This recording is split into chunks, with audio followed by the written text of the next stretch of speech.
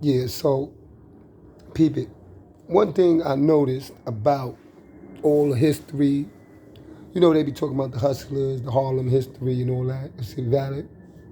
Mm. But it's critical points they missing out in the game, you know what I'm saying? For one,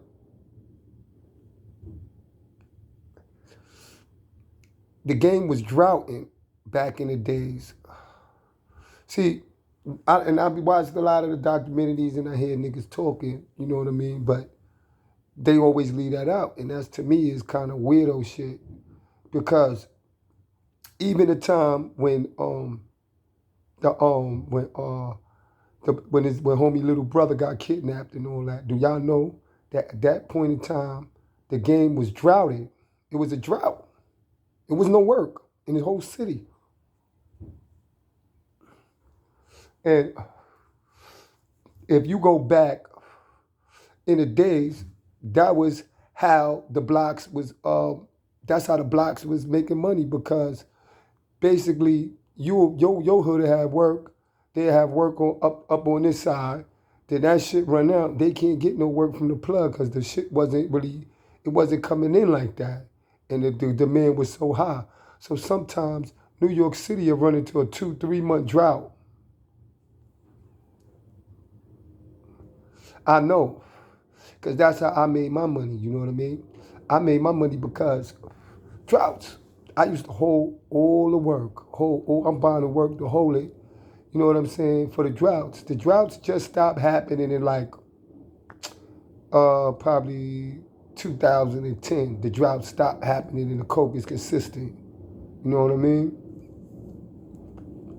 So if you go back to like the early 90s, 85, 86, 87, all the way up to 95, the coke was droughting. When I mean droughts, I mean it's a fucking drought. You don't got work. And then it be strips, they be dead for a whole 2-3 months straight up. That's how the game used to go. And that's how blocks was booming. So a lot of niggas don't know that. So when you hear all these niggas talking about, yeah, they had all these bricks and this and that and this, where was the droughts? I don't hear none of y'all talking about the game was droughting and y'all wasn't having work. So somebody lying, I think for the sake of history, I ain't just putting that out there like that. I know, because I was grinding. That's a fucking fact. The streets was droughting. I mean, the whole fucking New York City and Jersey wouldn't have no fucking work. Going back in the days when all this shit was going on with the Alpo, Rich, and all of them, the fucking streets was droughting. You know what I'm saying? So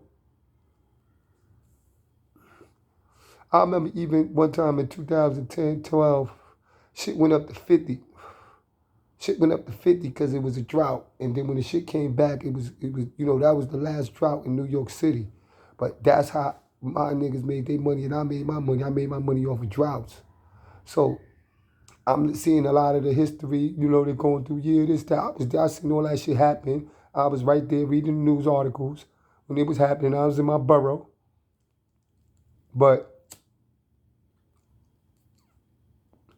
niggas leaving out the droughts.